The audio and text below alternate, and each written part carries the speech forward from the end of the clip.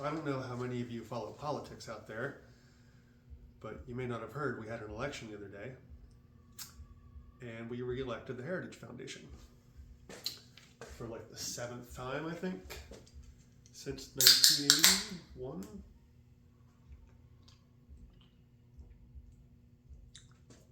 You want to know how I feel about that? Anyway, if you care, I'm gonna disassemble this pretty sweet Haro Sport from 1995 and rant about how I feel about the election, and maybe tell you a bit about myself and where I get my ideas from. So hopefully you'll stick around. Anyway, let's start with the Haro Sport. 1995 Haro Sport Diet. Pretty cool bike, not the top of the line, but the next step down from it. In 1995, I was working in the bike industry for one of the last remaining American bicycle manufacturers at the time, Huffy. I don't recall what year Huffy ceased US production, but I think at the time they were the last one standing at that point. I don't recall. Anyway, they were just one more domino fallen in many, many years of offshoring, overseas companies getting good American manufacturing jobs. Not that Huffy was all that awesome, as a bike anyway, but you know, American manufacturing is a good thing to have. This bike, by the way, is I took this on a trade-in recently. I don't remember if they just gave it to me or if I'm pretty sure I gave them a discount. Anyway, it's a nice frame set. Someone wrote it really hard back in the day, and then it looks like it's been taken apart and put back together a couple times. I'm about to find this bike a new life. I got a customer who came in and was super stoked on it. So we're gonna disassemble this thing and sell him the frame set and let him start fresh. Anyway, politics. I was inspired to try to make this by a video I watched this morning from a guy called Bike Farmer. He did a pretty similar thing. And I thought, you know what, if he can do it, it doesn't look that hard. I'll try it myself. I'm not even going to try and take this tire off right now. That is rock solid. We'll deal with that later. So yeah, we re-elected the Heritage Foundation. All the Trump voters who want change, want American manufacturing to come back, you think he's your guy. I don't see how that's going to happen. When he was here last time, he just about put me out of business. My shop barely survived and is really just starting to recover. His tariff regime just took a wrecking ball to the economy. All our costs went up. My suppliers, who as a small business, I don't stock a lot of stuff. I'll stock a few bikes and then special order for people when they want something a little bit different than what I've got. Well, that became impossible to do back in 2019 when his tariffs started to take effect. Suddenly, I was leaving thousands of dollars on the table when customers came in wanting to buy fancy new e-bikes, and I couldn't get them because my suppliers couldn't afford to stock them because the prices kept changing. Prices kept going up. They weren't changing for the better. And if the prices keep going up, that's no good for the consumer. It's no good for me. It's no good for the manufacturer. I don't know who it's good for. Anyway, when Biden came in, I was hoping he would get rid of those tariffs. He did not. But what he did do was put in place incentives for American manufacture. Now those are probably all going to go away now that the Heritage Foundation is back in power.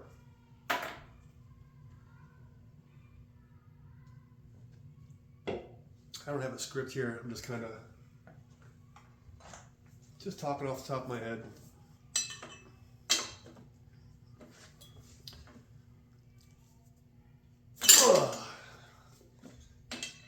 So everyone's talking about what a dove Trump is, war-wise. He's kept us out of foreign entanglements, blah, blah, blah. But Trump instituted 64% of the Heritage Foundation's plan. Heritage Foundation hasn't seen a war it doesn't like. It just wasn't in the cards at that point. I have no hope that he's going to keep us out of war in the future. And if you look at what he did last time, he didn't take us out of wars. He escalated pretty much every conflict we were in. At least Biden got us out of wars. We had more U.S. service members die under Trump than under Biden. Ugh.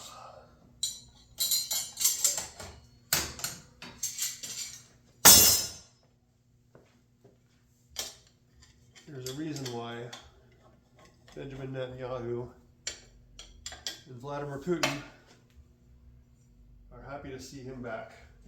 Let's see, 32 mil, that might be what that is. Good old American bottom brackets. I'm pulling this crank arm off here. I don't think this was stock to the bike. Originally, I believe it came with an Odyssey X caliber crank. I don't see any markings on this one. However, it looks like whoever had this bike originally was riding it, because we got some grinding marks on his forward pedal edge. And this bike also has got some grinding marks on this side, grinding marks under here, grinding marks over there. So whoever had this bike was getting at it. That's always cool to see. It's nice to know that someone got some proper usage out of this bike back in the day, not just riding around the neighborhood looking cool. Anyway, forgive me if I'm all over the place here. Like I said, no script, just talking to myself alone in a room. It feels a little weird. So yeah, 1995, I was working for Huffy, and I was driving all around North Carolina, going from Walmart to Walmart and wherever else they sent me to build bikes and do, what's the word? Not marketing, but resetting retail displays for various other companies. And while I was driving around, I'd spend hours and hours for days at a time on the road. I loved listening to Rush Limbaugh. Not that I agreed with much of what he said. It was always fun getting a different perspective on things. Funny thing about Rush Limbaugh, when I was younger, not much younger, about that age actually, my mother's husband at the time was a huge Rush Limbaugh fan. I didn't know that. I just thought he was really into politics and really well informed. He'd come home and have all this stuff to say about the political situation. And then I found Rush Limbaugh, and I realized he wasn't well informed. He wasn't analyzing multiple sources and coming to his own conclusions. He was listening to one guy on the radio rant and rave, and then regurgitating that right back out. No analysis necessary, just letting Rush Limbaugh tell him what to think. Not that I was ever a fan of that guy, but that made me think even less of him.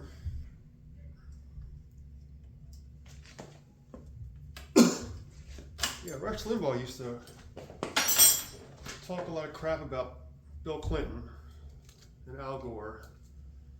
I don't honestly remember what he had to say about NAFTA, but a lot of Trump voters are not fans of NAFTA. Trump doesn't seem to be a fan of NAFTA. Doesn't seem to be a fan of NAFTA. But his USMCA wasn't much different. United States, Mexico, Canada agreement or whatever it is. Didn't change much. And NAFTA, although Bill Clinton signed it, Bush negotiated it, Reagan started organizing it, and the Heritage Foundation, they started it. So yeah, Trump did a decent job of like making the right mouth noises, identifying the problem, talking about it, talking a good game. But did he do anything about it? Not that I'm aware of. If you're aware of it, let me know. Tell me all about it. I want to hear. If you're listening to this and you think I'm wrong about something, I would love to find out what you think, what I don't know.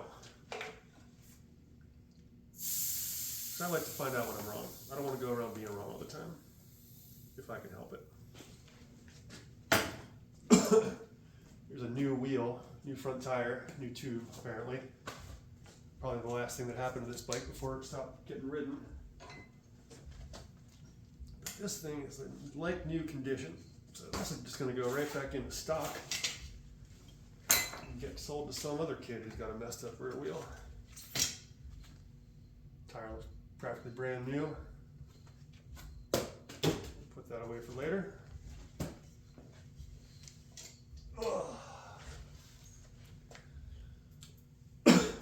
So, Trump and his faux populism, whatever.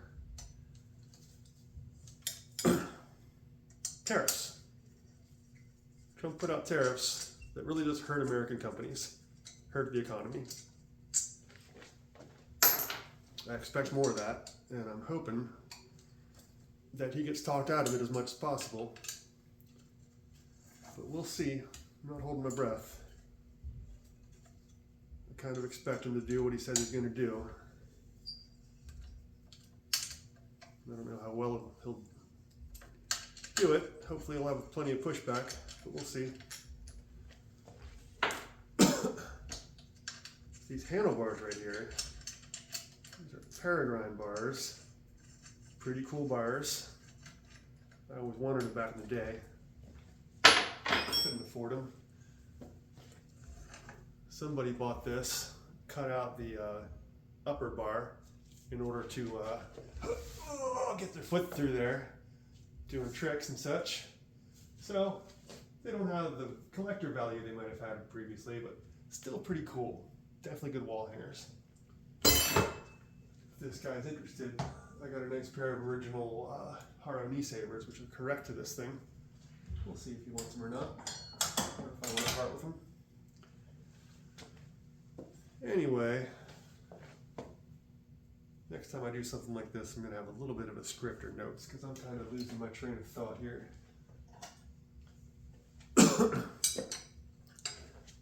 So under Trump, we had more of the same old, but just more craziness. You didn't notice so much. Trump did exactly what the Heritage Foundation asked of him. Heritage Foundation that encouraged all the military spending under Reagan. Trump Foundation that helped us launch Operation Desert Storm, Desert Shield, Afghanistan, all that fun stuff. Never use any tool for a hammer except a hammer. I don't have a hammer handy right now, so let's just give this a little tap. All right, good enough.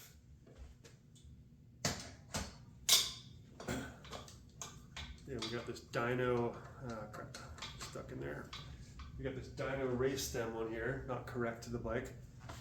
Not correct to the whole freestyle deal, but whatever. Still a pretty cool stem. That'll find a good home somewhere eventually. Always fun trying to pull quill stems that have been in there since who knows how long. This is definitely a 90s era item, so this has probably been in there since approximately 95-ish or whenever this was new. I'm just gonna grab a hammer here. Let's try again. Alright, so stem is kind of stuck. What do we do about that? Lots of things to be done about that. Nothing fun usually. It's also got a cool GT branded headset on this thing that's in good shape. How do I do this? I'm gonna start with just taking the chisel from the bottom. Where do I got a chisel over here?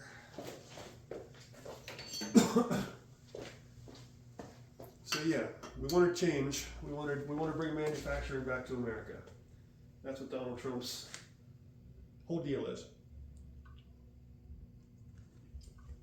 I assume that's why people vote for him. Assuming the best from people. There's lots of bad reasons to vote for Trump. But I think my friends that vote for Trump vote for him for the good reasons. They want to rebuild the U.S. economy back to what it used to be. The U.S. economy hasn't been the same since Reagan,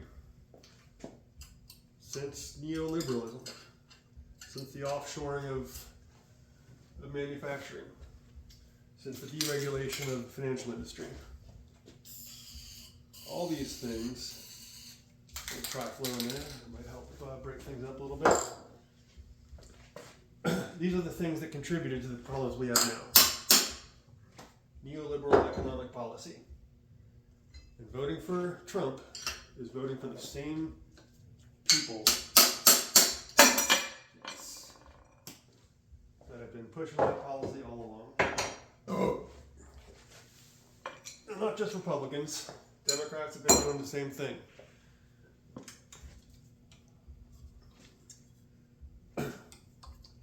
Reagan, Bush, Clinton, Bush, Obama, Trump, all of them have been sucked in by neoliberal economic policy. They view it as just inevitable, that everything has to go offshore. We can't make anything in America. I disagree. Now, Trump's tariff regime seems to be about bringing that stuff back, but I haven't seen him do anything to help that. It just seems protectionist for his buddies out there that are making a lot of money. When he puts tariffs on stuff, you see the prices go up. Prices on the foreign stuff goes up. Then the U.S. produced stuff, those prices go up too, just because they can. Because now their competitors have a higher price. They raise their price. Chinese washing machine costs go up. U.S. washing machine costs can go up most of that amount too. I'm just going to leave this on for now. It's a cool headset, but maybe this guy that's about to buy it will be stoked on it, and I don't feel like messing with it. Now we've got a seat of some crappy mountain bike from the 90s, the wrong seat post, and hose clamps holding this post on in lieu of a seat clamp. I don't know if I'm probably going to find a crack or a break in there underneath that, or maybe someone had the bright idea to put hose clamps in there, and I don't know, would it have been lighter, stronger? Oh, let's see if this will come off. All right, there we go. One down, one to go. All right, they're both loose. Anyway, all my Trump voting friends, I I know you're good people. I think you're misinformed. I think you bought into the same neoliberal bull that's been fed to us since 1980 or earlier. Hey, look at that. Nothing wrong with it. Just someone's idea of a seat post clamp. Cool. Haro Sport. All right. Have a good evening.